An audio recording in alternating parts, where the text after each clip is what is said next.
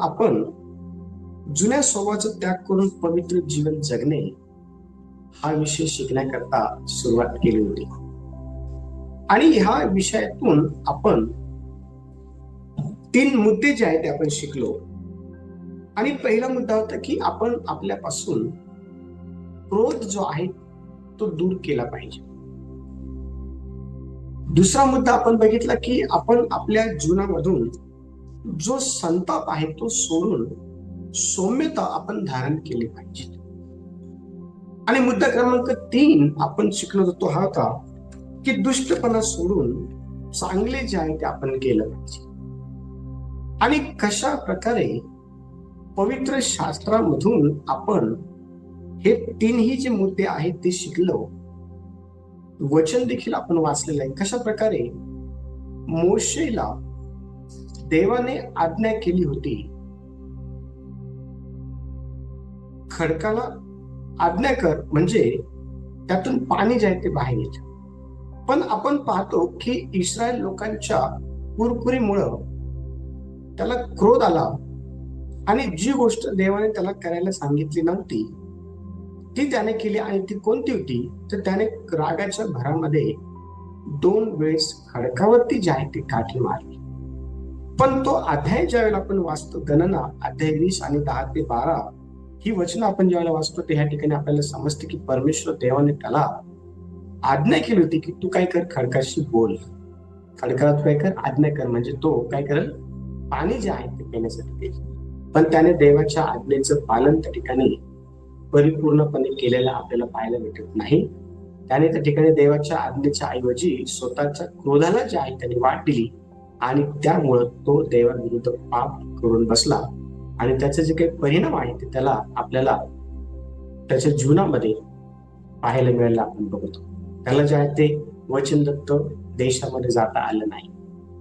आपण देखील क्रोधामध्ये अनेक देवाला न आवडणाऱ्या गोष्टी करतो आणि त्या गोष्टी करून आपण जो काही देवाचा न्याय आहे तो आपल्यावरती ओढवून घेऊ नये म्हणून आपण आपला जो काही क्रोध आहे तो आपल्यापासून दूर करणं फार गरजेचं आहे. आणि म्हणून इफिसकरचं पत्र जेव्हा आपण वाचतो 4 अध्याय वचन 26 असं म्हटलेलं आहे की तुम्ही रागात असता सूर्य मावळू नये. सूर्य मावळायच्या अगोदर जे आहे राग करणं सोडून देणं, क्रोध करणं सोडून देणं फार गरजेचं आहे.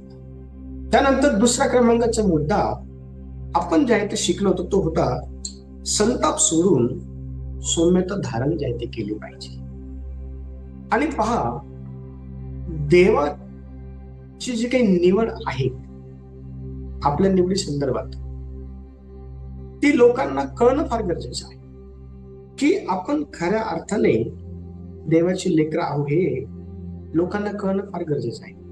जर आपल्यामध्ये जर सौम्यता आहे तर ही सौम्यता एका देवभक्ताची खरी काय आहे, ओळख आहे. आणि पहा, ज्या वेळेला आपण दाविदाला पाहतो, दाविदाच्या ठाई ती सौम्यता होती. दाविदाला अनेक वेळा शाऊलाने जे आहे जीवे मारण्याच्या अनुषंगातून पाठलाग त्याचा केला, त्याला त्रास जो आहे तो त्याला दिला. पण ज्या वेळेला शाऊल हा दाविदाच्या तावडीत सापडले त्यावेळेला त्या ठिकाणी दाविदाने त्याचा जगाचा जो काही काट आहे तो कापून घेतला. आणि तो कापून घेतल्यानंतर देखील त्याला जे आहे ना अस्वस्थ त्यातला वाटलं. त्याच्या बरोबरच्या लोकांनी त्याला हे सांगितलं होतं की याला देवाने तुमच्या हातात दिलेला आहे, तुम्ही याला मारून टाका. पण तो म्हटला देवाच्या अभिषिक्तावरती मी हात कसा चालू. आणि त्या ठिकाणी सौम्यतेचं जे काही बोलणं आहे त्याने त्या ठिकाणी शाऊला बरोबर केलेलं आपल्याला ते पाहायला भेटलं. आपण ह्या जगामध्ये राहत असताना आपण देहाच्या वासनेप्रमाणे जीवन जगतो का आपण आत्म्याच्या प्रेरणेने जीवन जगतो याकडे लक्ष देणं फार गरजेचं आहे. कारण देव जर आपल्याला कळलेला आहे तर आपला जुना मनुष्य हा मेला आहे आणि आता आपण नवीन मनुष्य जो आहे तो परिधान केलेला. आता म्हणून आपल्याला नवीन मनुष्याच्या स्वभावानुसार चालणं फार गरजेचं आहे. तेव्हा लोकांना कळेल की आपण खऱ्या अर्थाने देवभक्त आहोत.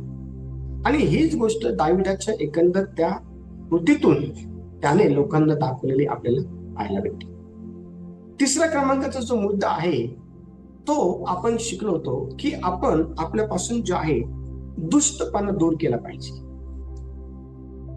आपण आपल्यापासून जे आहे दुष्टपणा जो आहे तो दूर केला पाहिजे आणि दुष्टपणा ऐवजी चांगलं आपण केलं पाहिजे.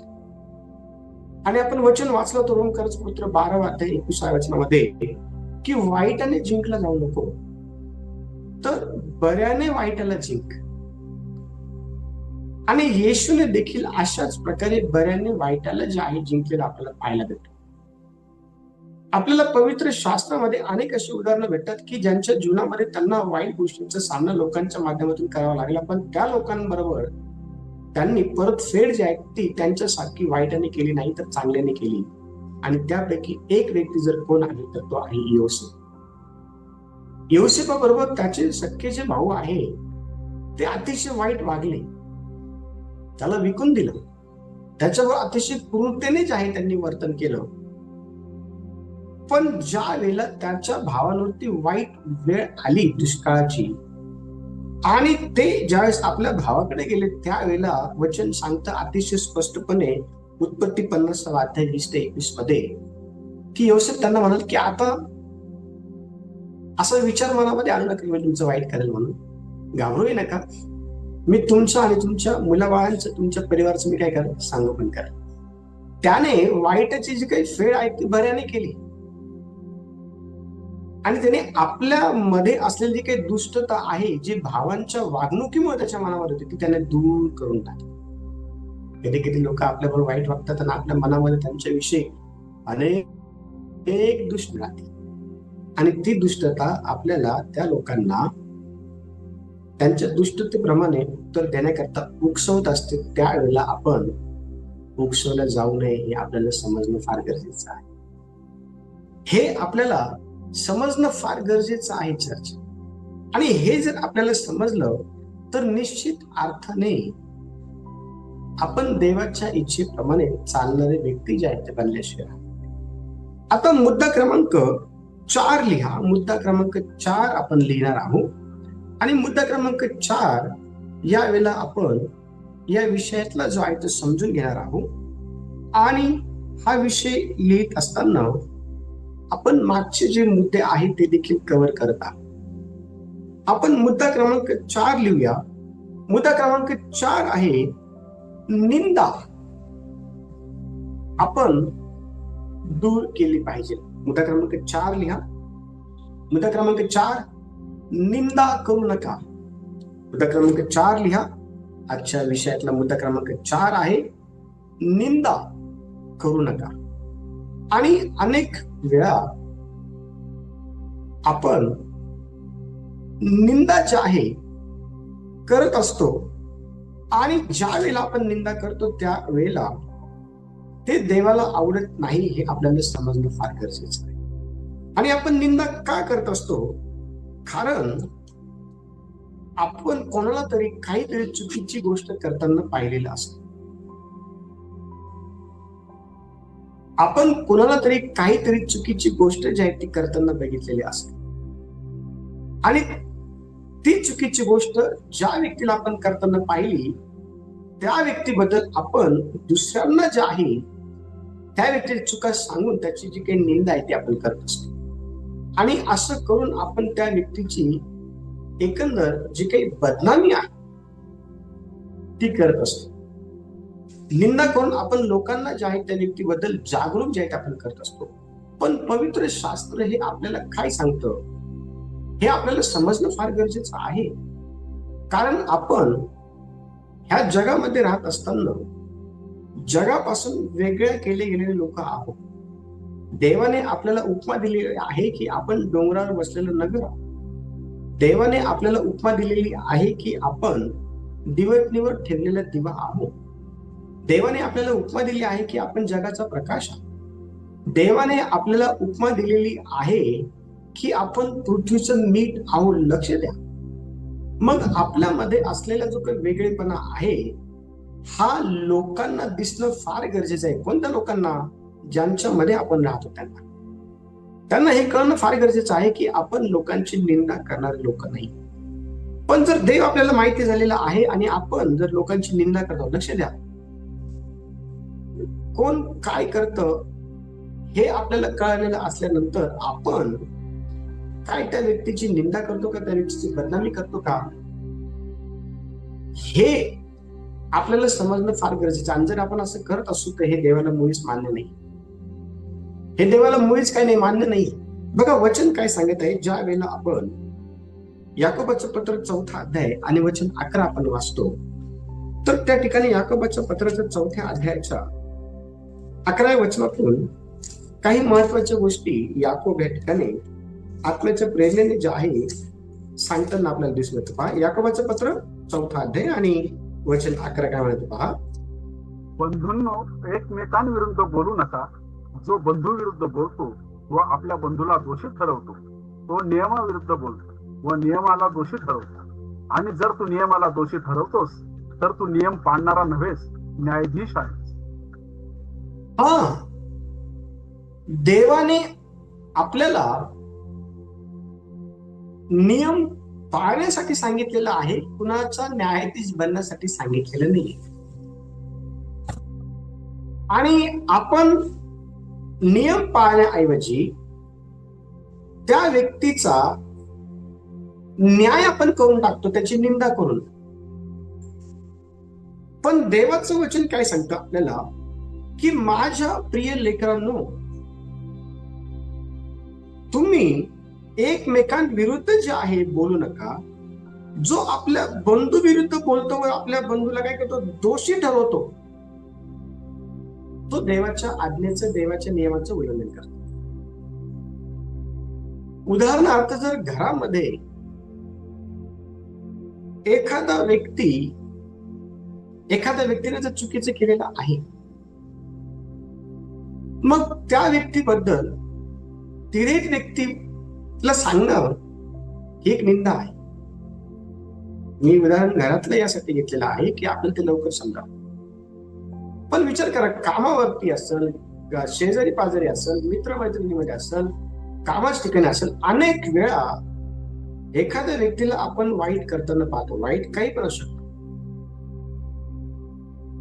मग ते वाईट आपण अशा व्यक्तीला सांगतो ज्याने त्याला ते करताना पाहिलेलं नाही. खरं त्या व्यक्तीला, त्या गोष्टीला आपण निंदा असं म्हणतो. आणि वचन हे सांगत आहे की आपण देवाच्या आज्ञेचं पालन करणार असलं पाहिजे, कुणाचा न्याय करणारा आपण असू नये. पवित्र शास्त्रामध्ये आपल्याला अनेक उदाहरणं पाहायला भेटते की ज्यांनी निंदा करून देवाच्या आज्ञेचं जे काही उल्लंघन आहे त्यांनी ते केलं, ते करायला नको होतं. कारण त्यांनी निंदा करून लोकांची जे आहे, लोकांचा न्याय जे त्यांनी केला. येशूने अनेक लोकांना जे आहे, आपण पाहतो की क्षमेविषयी सांगितलेलं आहे.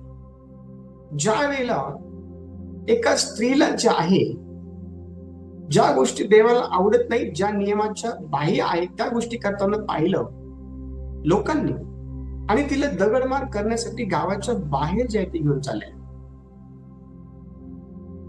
त्या व्यक्तीची आपण पाहतो की प्रभू येशू ख्रिस्ताने, त्या स्त्रीची प्रभू येशू ख्रिस्ताने निंदा होण्यापासून जे आहे तिला वाचवलेलं आपल्याला पाहायला भेटतं. जे लोक तिला दगडमार करण्यासाठी आलेले होते, जे लोक तिची निंदा करण्यासाठी आलेले होते, जे लोक तिच्यावरती दोष ठेवण्यासाठी आलेले होते, त्या लोकांना येशूने निरुत्तर केलेलं आपल्याला पाहायला भेटतं. आणि पहा, येशू हा त्या लोकांमध्ये एकटाच निर्दोष होता. त्याला, त्या स्त्रीला जे आहे ना, दोष देण्याचा, तिचा न्याय करण्याचा अधिकार होता. पण त्याने त्या ठिकाणी तिचा न्याय केला नाही. तो म्हटलं की बाई, तुला दोष देणारे कुठे, तुला दगडमार करणारे कुठे, जा इथून पुढे पाप करू. तिचा न्याय केला नाही त्या ठिकाणी.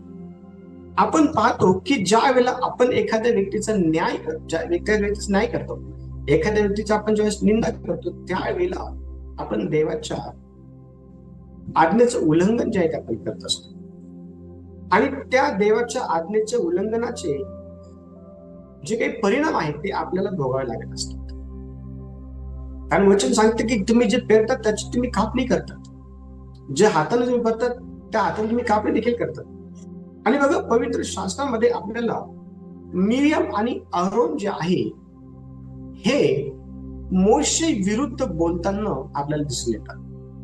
मिर्याम आणि अहरोन जे आहेत त्यांनी मोशेची निंदा जी आहे ती करणं सुरू केलेली होती. आणि देवाला त्यांना अशा प्रकारे मोशेची निंदा करणं जे आहे ते आवडलं नाही. आणि परमेश्वर देवाने त्यांना त्या ठिकाणी निंदा करून त्यांनी जे मोशेचा न्याय केलेला होता त्याबद्दलचे जे काही शासन आहे त्यांना ठिकाणी केलेलं आपल्याला पाहायला भेटते. बघा वचन वाचू आपण या ठिकाणी. गणना याचा 12 अध्याय आणि 1 ते 10 वचन आपण वाचणार आहोत.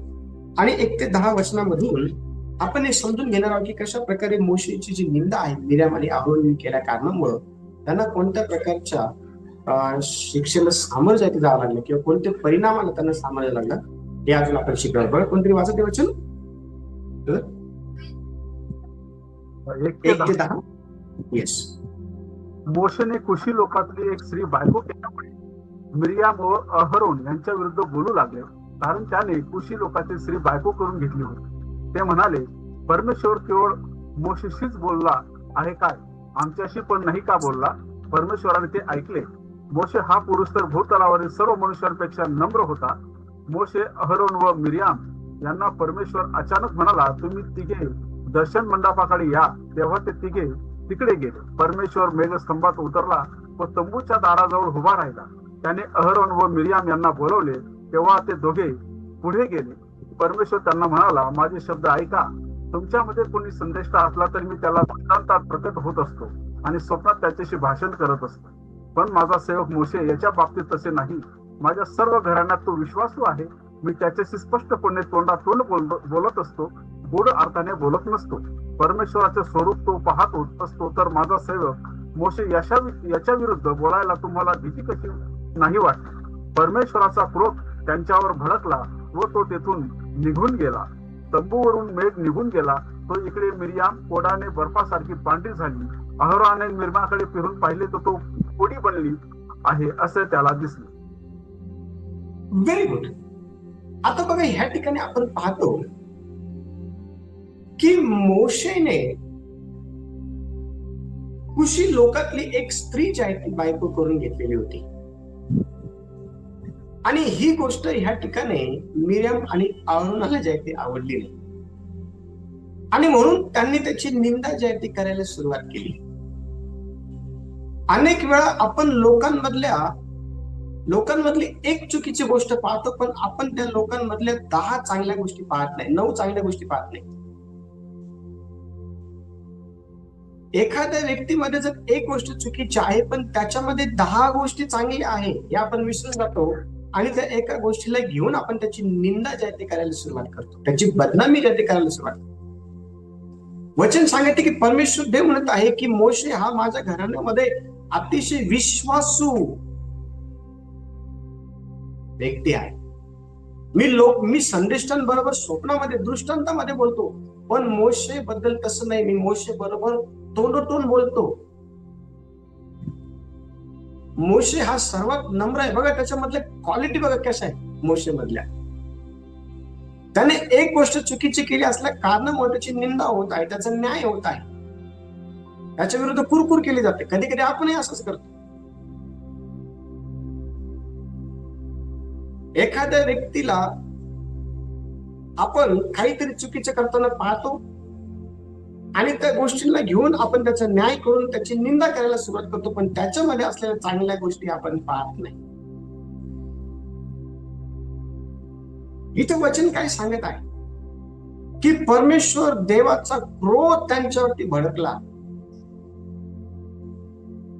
आणि मिर्याम जी आहे ती बर्फासारखी, वचन अतिशय स्पष्टपणे सांगतं की ती पांढरी झाली. आणि ज्या वेळेला मिर्यामेकडे पाहिलं त्यावेळेस ती कोडी बनली. तिला कोण फुटलं.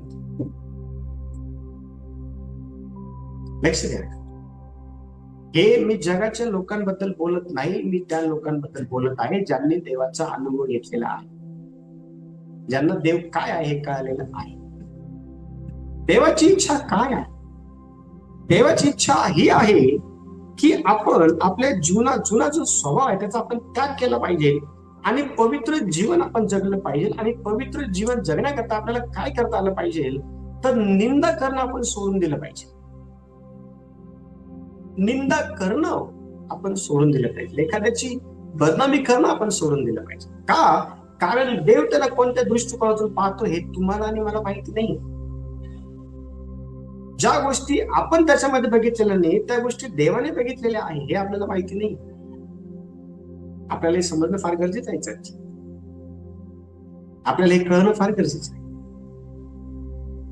आणि ज्या वेळेला आपल्याला हे कळलं त्यावेळेला निश्चित अर्थाने पवित्र जीवन जगायला सुरुवात जी झालेली असेल आपल्याला समजणं फार गरजेचं आहे.